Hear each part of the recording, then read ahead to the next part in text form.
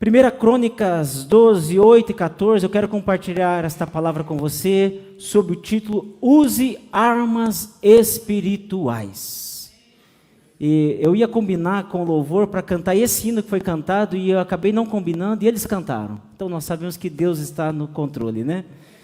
Diz assim a palavra do Senhor: dos gaditas passaram-se para o lado de Davi, quando ele estava na fortaleza do deserto. Homens valentes, diga aí comigo, homens valentes, homens de guerra, preparados para a batalha, aleluia, armados de escudo e lança, o rosto deles era como de leões, e eles eram ligeiros como gazelas sobre os montes. Verso 14.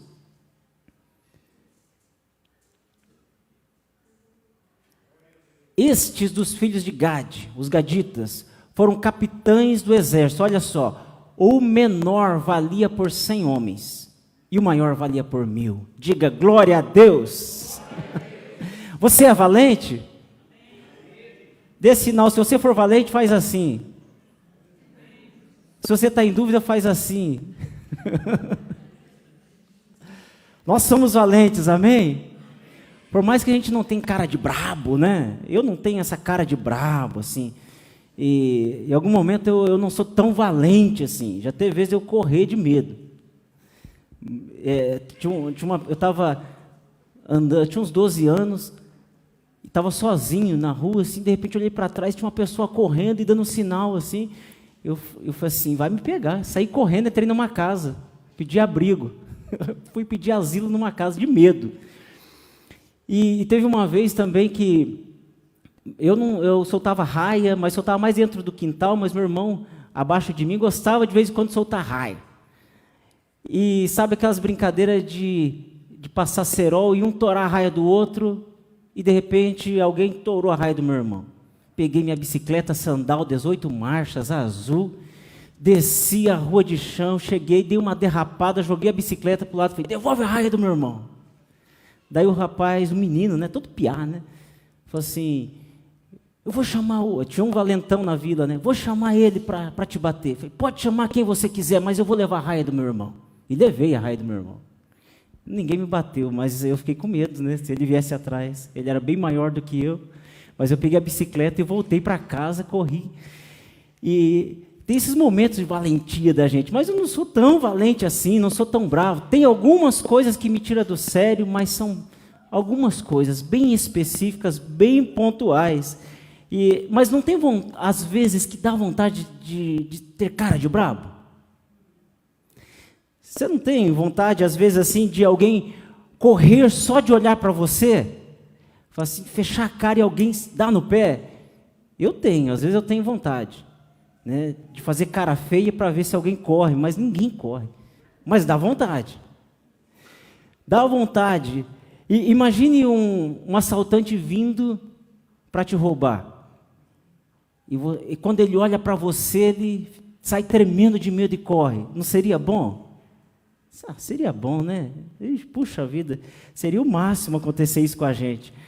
Mas eu e você talvez não botamos muito medo em ninguém, né? A gente não bota tanto medo assim, mas olhando para essa palavra, nós vemos homens valentes. Homens que botavam medo. Você imagina encontrar com uma pessoa que tinha a fisionomia de um leão. Gente, qualquer um de nós correria, sim ou não?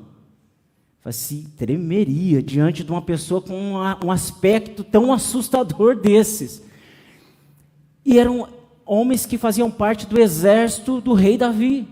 Esses eram os gaditas que botavam medo em muita gente, porque o povo de Israel era uma nação pequena, mas que tinha muitos inimigos. O povo de Israel era o povo de Deus, mas que tinha muitos inimigos que queriam afrontar o povo de Israel, queria vencer o povo de Israel, porque era um povo que carregava uma promessa. E estes homens valentes que botavam medo em muita gente, eram os gaditas. Eles se uniram ao rei Davi em uma ocasião, e eles se tornaram parte dos guerreiros de Davi. Se a gente for ler um capítulo anterior, você vai ver uma lista de mais de 30 nomes ali, de homens que eram valentes. E esses gaditas porque eles pertenciam à tribo de Gade, eram homens valentes. O texto diz, no mesmo capítulo, que eles usavam tanto a mão direita quanto a mão esquerda para atirar pedras com fundas e para usar arco e flecha. Pense só a habilidade desses homens. A gente tem alguns que são canhoto, mas a maioria é destro. E são poucas pessoas que conseguem ter habilidade com as duas mãos. E esses homens tinham habilidade para guerrear com as duas mãos, para atirar pedras, para atirar flechas também. Estes homens eram homens de guerra armados com escudo e com lança. E se a gente for ver a história desses homens, alguns deles usavam eixo de tear. Não era uma coisinha leve aí de 10 quilos. Alguns dizem que quase 70 quilos, alguns eixos pesavam. E imagine que esses homens guerreavam com uma arma pesada dessas. E alguns outros que não eram os gaditas, mas que eram guerreiros de Davi, teve um deles que foi lutar contra um gigante de 2,25 metros de altura, um egípcio, que ele estava só com uma funda, e o egípcio com um eixo de tear, ele tomou o eixo de tear do egípcio e matou o egípcio. Teve um outro que matou sozinho 300 homens. Pensa nos homens valentes que tinha no exército de Davi. E o texto diz também que eles eram velozes, homens ligeiros. Não tinha ninguém para pegar esses homens.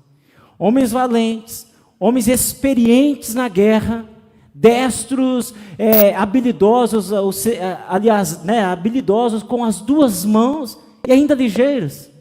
Não tinha ninguém que conseguia vencer esses homens. O mais fraquinho deles, o menorzinho, equivalia a 100 homens. Pense só, sozinho ele vencia 100 homens. Era a mesma coisa que fosse 100 homens. Imagine lutar com um homem desse, é como se fosse 100 homens. O mais fraquinho deles. Agora falar do mais forte equivalia a 1000 homens. Gente, você já pensou nisso? Pensa na pessoa mais forte que você já viu na televisão, em algum lugar, um parente que você conheceu que carregava peso, erguia peso. É muito mais do que isso. O mais fraquinho equivalia a 100. Esses homens, eles eram da tribo de Gade. Gade foi o 7º filho de Jacó. E a palavra Gade, o significado do nome significa boa fortuna, o afortunado. Mas este nome foi dado a Gade em louvor a uma deusa cananita, que era a deusa da fortuna. Então, pensando nesse aspecto, existia uma certa maldição sobre a tribo de Gade. Mas Deus usa a vida de Moisés, lá em Deuteronômio, capítulo 33, verso 20 e 21, Moisés profere palavras de bênção sobre a vida de Gade, e sobre a tribo de Gade, sobre a descendência de Gade. Moisés diz as seguintes palavras, a respeito de Gade, disse, bendito é aquele que amplia os domínios de Gade. Gade fica à espreita, presta atenção, como um leão. Por isso que eles tinham cara de leão, né? Gade fica à espreita como um leão, despedaça um braço e também a cabeça. Escolheu para si o melhor, a porção do líder lhe foi reservada, tornou-se o chefe do povo e executou a justa vontade do Senhor e os seus juízos sobre Israel. Cumpriu essa palavra nos dias de Davi. Esses homens de Gade se tornaram guerreiros, fisionomia como de leões, e eles se tornaram chefes dos guerreiros de Davi. Esses 11 homens que são citados aqui nesses versos, eles se tornaram homens líderes do exército de Davi. E diante do exército de Davi, com homens como esses de Gade, os gaditas, gente, no comando do rei Davi, Davi tinha uma palavra de Deus que está em 2 Samuel, que diante de Davi nenhum inimigo prevaleceria, porque Deus havia escolhido Davi, Deus tinha separado Davi, Deus havia escolhido Davi para ser um rei da nação de Israel, e Deus deu autoridade sobre Davi, e Deus estava com Davi, com o exército de Davi. Nenhum inimigo prevalecia contra Davi e seu exército, porque tinha uma palavra de Deus. Agora pense só diante do exército de Davi, como homens com essa fisionomia de leões, que assustaria qualquer um de nós. Nenhum inimigo ficava de pé diante deles. Ou os inimigos tremiam de medo diante do exército de Israel, eles ou batiam em retirada ou eram derrotados. Não prevaleciam, eles eram derrotados diante do exército de Davi, porque Deus estava com eles. Amém? E em nossos dias, meus irmãos e minhas irmãs, estamos bombardeados por todos os lados, sim ou não? Não existem inimigos por todos os lados. E nós continuamos sendo o Israel de Deus, o povo que Deus escolheu. Uma nação parece que tão insignificante, né, como era Israel, o povo de Deus não corresponde à maioria da população do Brasil e nem muito menos mundial. Mas como o povo de Deus é atacado? Nós somos bombardeados o tempo todo por todos os lados, sim ou não? Você sente isso? Você tem também esse discernimento? Nós somos bombardeados por todos os lados. E eu te pergunto, os inimigos estão correndo?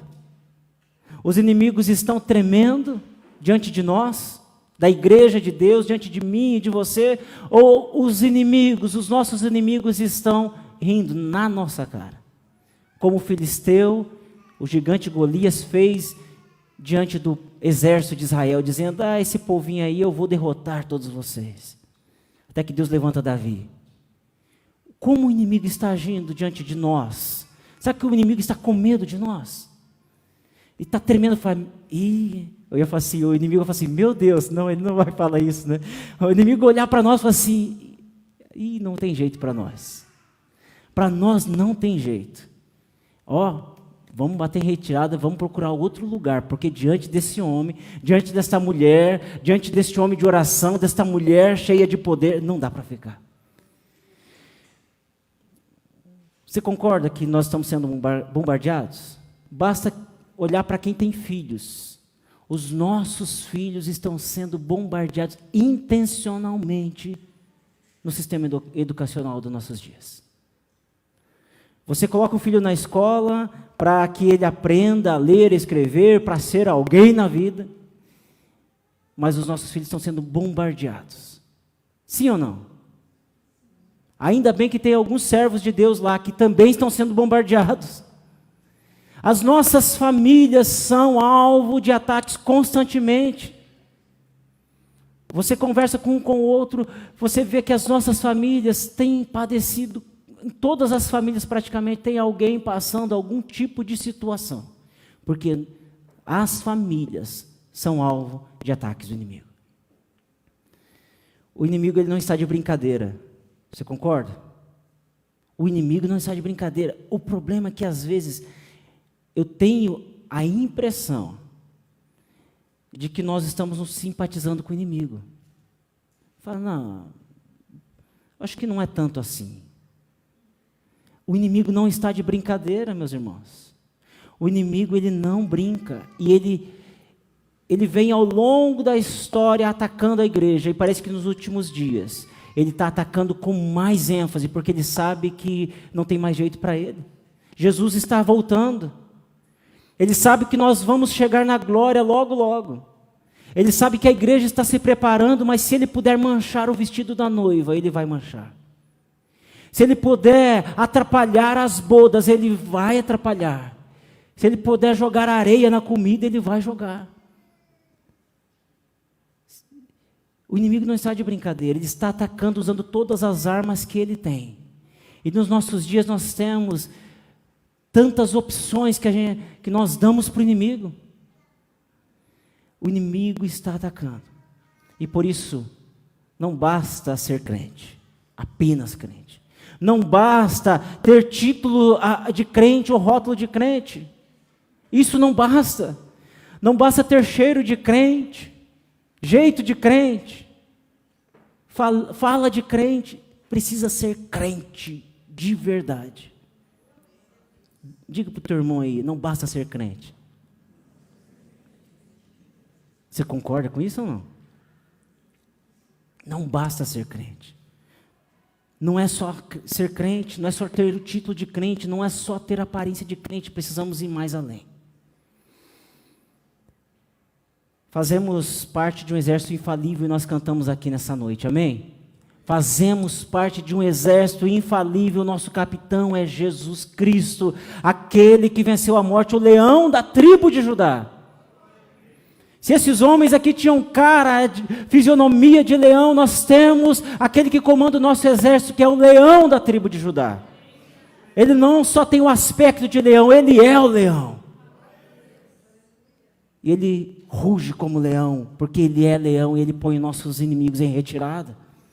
Nós pertencemos a este exército infalível, portanto a nossa luta não é física. Diga comigo, a nossa luta não é física. A nossa luta é espiritual. A nossa luta é espiritual. Temos armas espirituais à nossa disposição.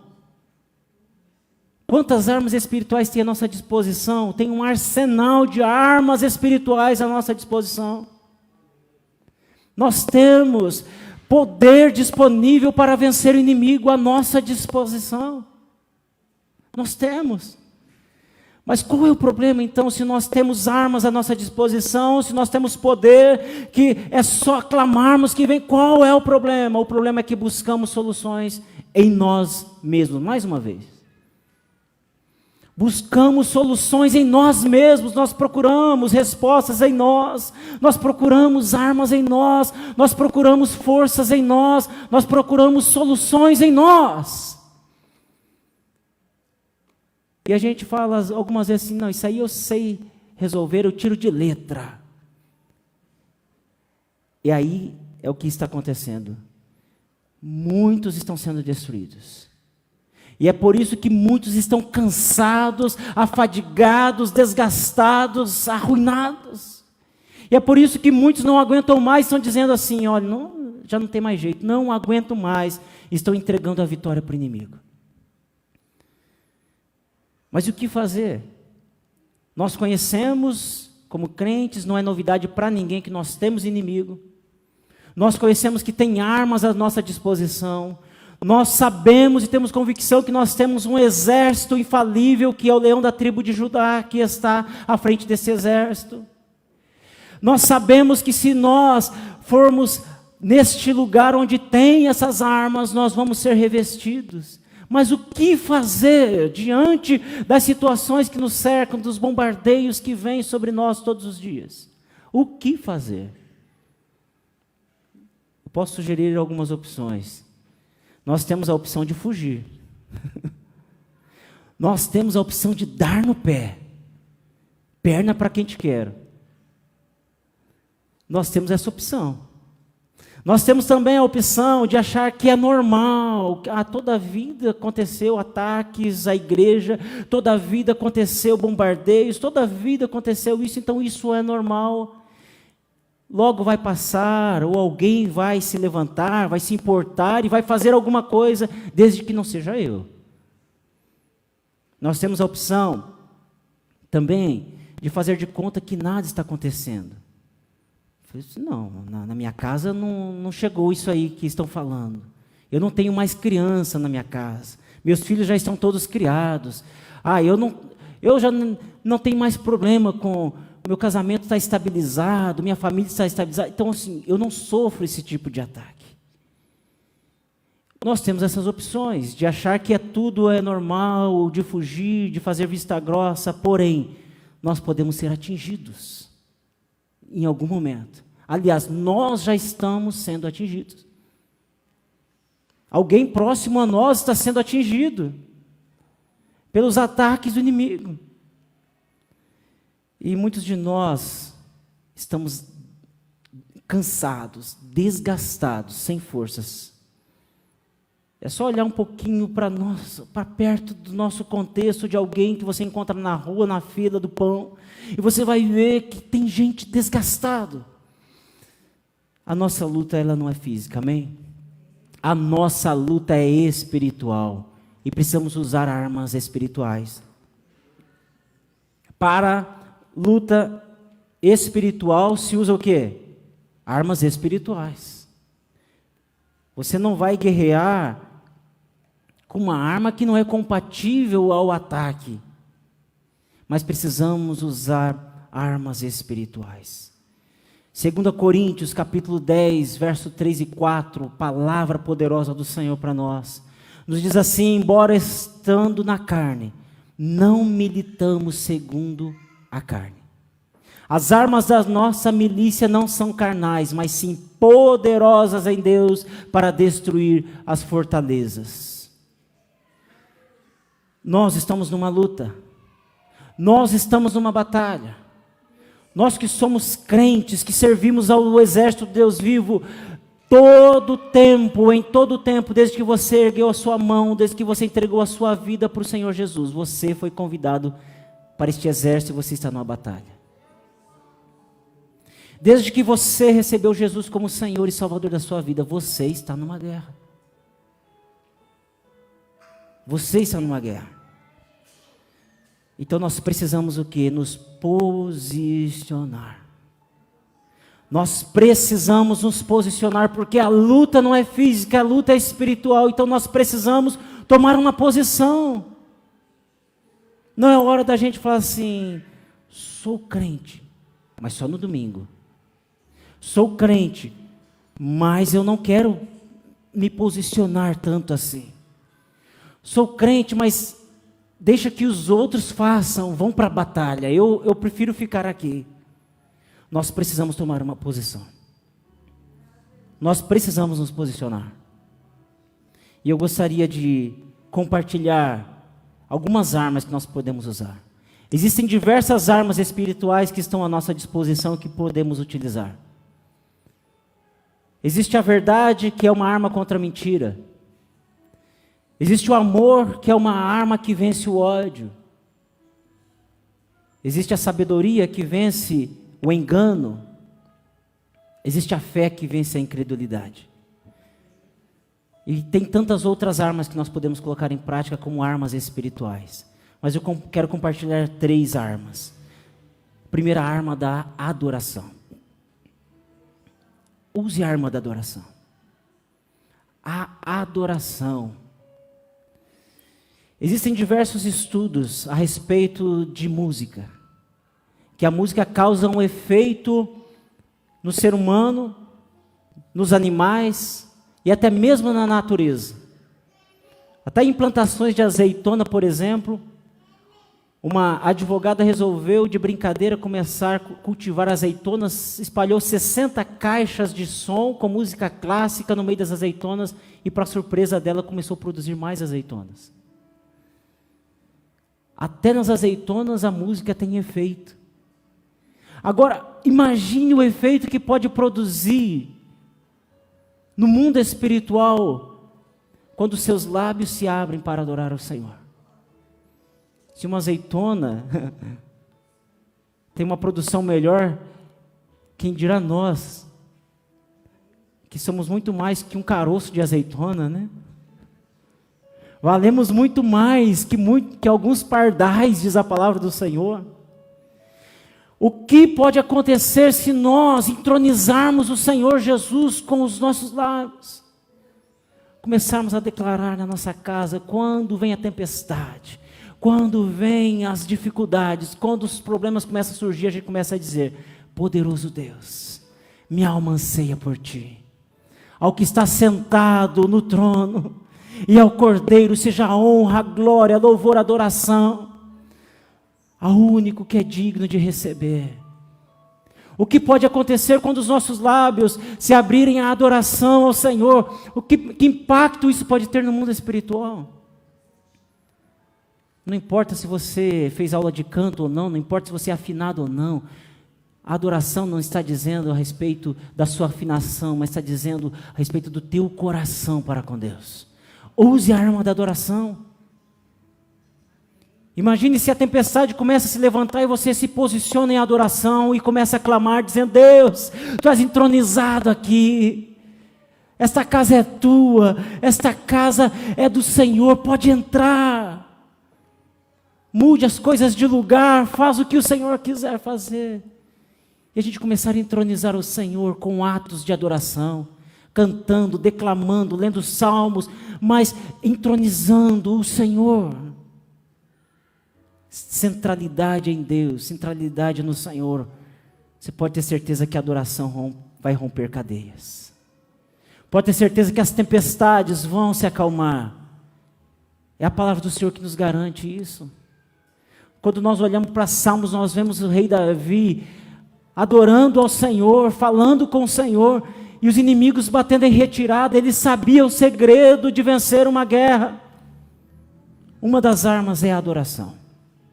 Outra arma é a oração. Use a arma da oração. Se você estivesse lutando com um cabo de vassoura, com um pedaço de pau, e você visse que já não estava aguentando mais vencer aquela guerra, e alguém chegasse e falasse para você: olha, tem um lugar, um armazém que tem um arsenal de armas de todos os tipos, e que você consegue vencer todo tipo de inimigo. Mas é só você sair de onde você está, jogue fora esse cabo de vassoura e vai até este lugar e escolha a arma que você quiser escolher para você usar. Você iria ou não? É na oração que nós recebemos revestimento. Na oração você recebe armaduras de Deus. Paulo, escrevendo aos Efésios, inspirado pelo Espírito Santo, ele diz no capítulo 6, a partir do verso 10, no demais, irmãos meus, revesti-vos no Senhor e na força do seu poder. E ele começa a descrever todas as armaduras de Deus que nós podemos nos revestir para vencer as astutas ciladas do diabo. Todos os nossos inimigos, Satanás está aí usando todas as armas que ele tem, que ele pode usar, mas o nosso Deus tem armas mais poderosas que Satanás. O nosso Deus tem armas infalíveis que faz o inimigo ser derrotado e bater em retirada. Da nossa casa, da nossa família, dos nossos problemas. Nós temos armas infalíveis à nossa disposição. Mas o que nós precisamos fazer? Nós precisamos ir até este lugar. Qual é o endereço? Qual é a localização para encontrar essas armas ao nosso dispor? Joelho no chão. Muitos de nós temos perdido este ato, essa disciplina de colocar os joelhos no chão. A gente vive numa correria e a gente fala: não, Deus, eu vou orar aqui no carro mesmo. Eu oro muitas vezes dirigindo. Deus, o Senhor me entende enquanto eu estou aqui fazendo. Ok, Deus entende. Mas tem momento que você precisa desligar celular, desligar televisão, desligar internet, entrar num lugar secreto de oração. Este é o endereço, trancar a porta e pôr o joelho no chão. Põe o joelho no chão, boca no pó, e fala assim: Deus, eu quero revestimento, hoje eu quero que as minhas armaduras sejam renovadas. Deus, eu quero fechar aqui da minha mente todas as portas que estão abertas para pensamentos, para problemas, para situações que me afligem. Deus, agora é só eu e você. Só nós dois. Deus, eu quero revestimento espiritual. Deus, eu quero armas espirituais. Deus, eu quero que as minhas armaduras sejam renovadas, porque talvez está precisando ser polida. Talvez a espada já não está cortando tanto mais assim. Fala assim: Deus, afia a espada. Coloca o capacete, Senhor, que eu nem sei onde eu deixei. Senhor, meus calçados, eu não sei se está embaixo da cama, eu não sei onde que está, mas o Senhor sabe. Deus, coloca meus calçados novamente, Senhor. Eu quero correr, eu quero ir além, eu quero usar as armas que estão disponíveis, Senhor. Qual é o endereço? É o joelho no chão. Mas muitas vezes nós perdemos essa disciplina em algum momento da história da nossa vida, deixamos isso para trás.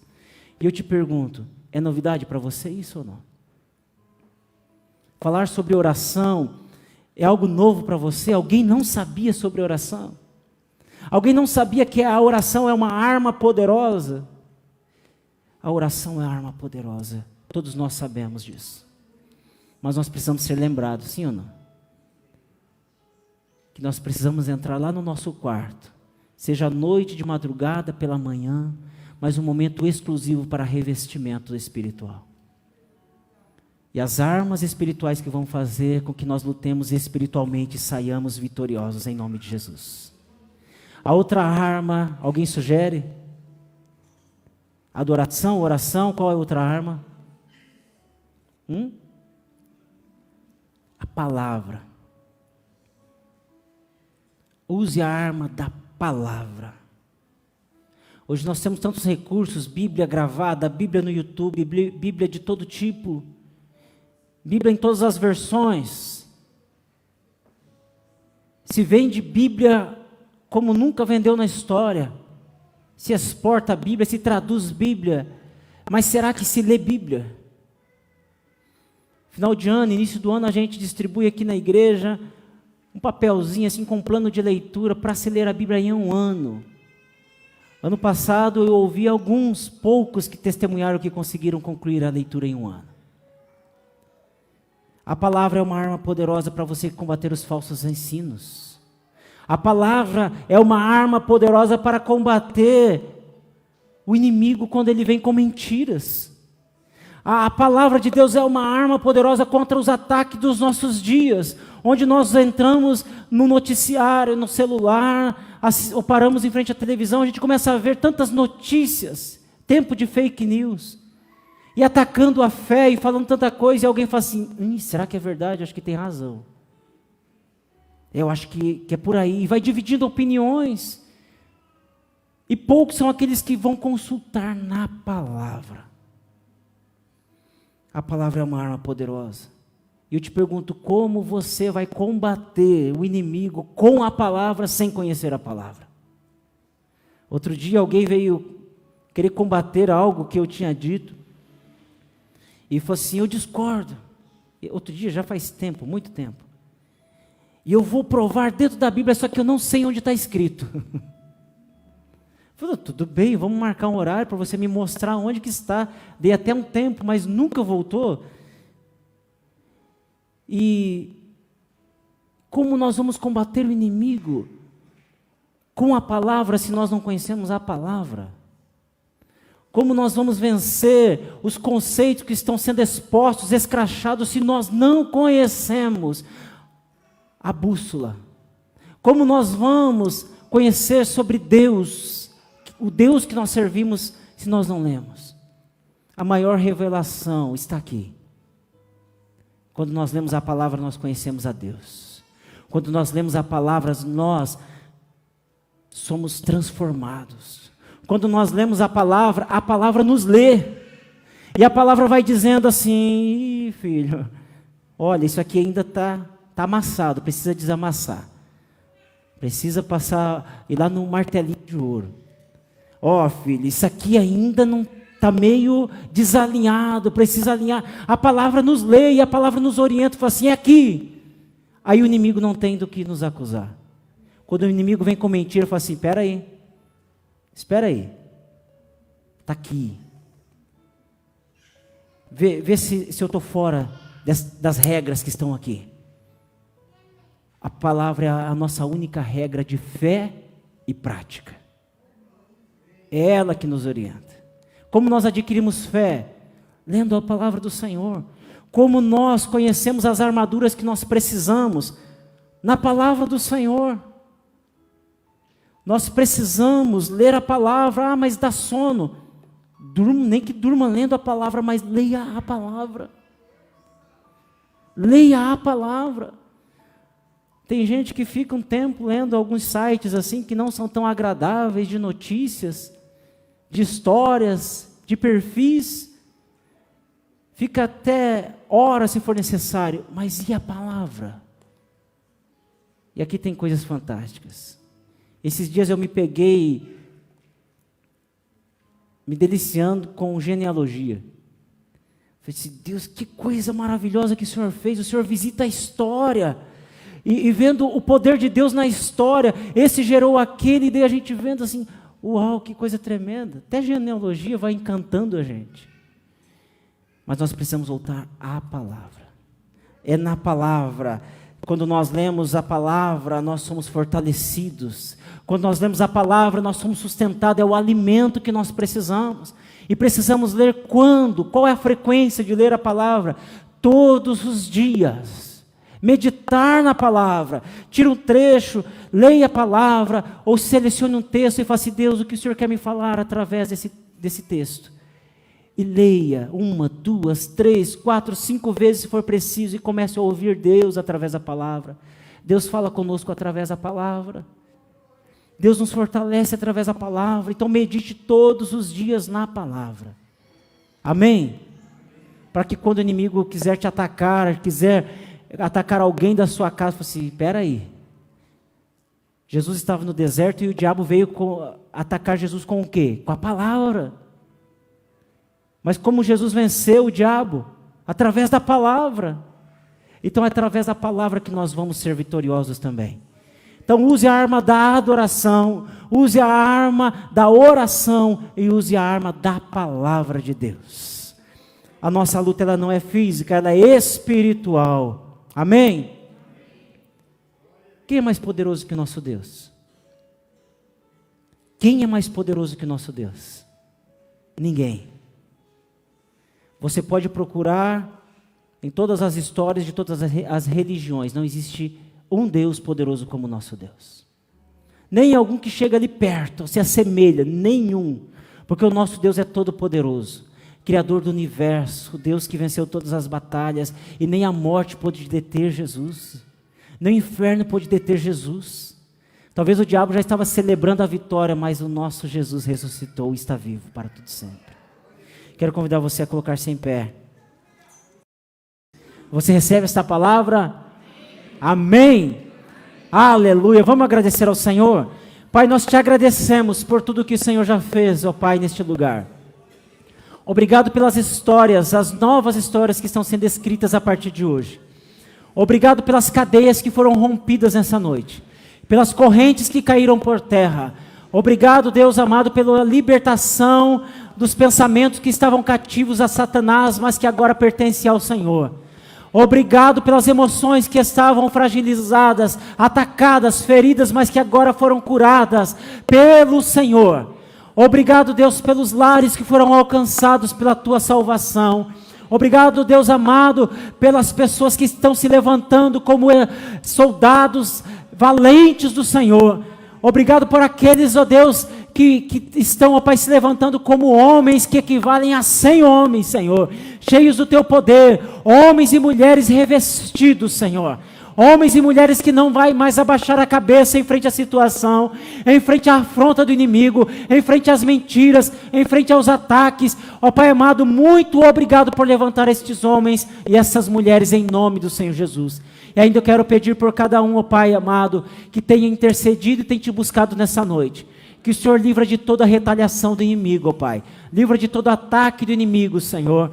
Que cada um tenha uma semana abençoada e que cada um esteja ligado ao Senhor. Desliga, Pai amado, a vida, a alma dessa pessoa de toda a batalha de intercessão e que eles estejam revestidos pelo Teu poder, com as Tuas armaduras, e que durante esta semana, Senhor, eles possam provar, Senhor amado, que o Senhor é Deus Todo-Poderoso e que o inimigo já bateu em retirada. Em o nome do Senhor Jesus, dê uma semana abençoada, uma semana de vitória, um retorno ao lar abençoado, guardados, amparados pelo Senhor. Esta é a minha oração em o nome do Senhor Jesus.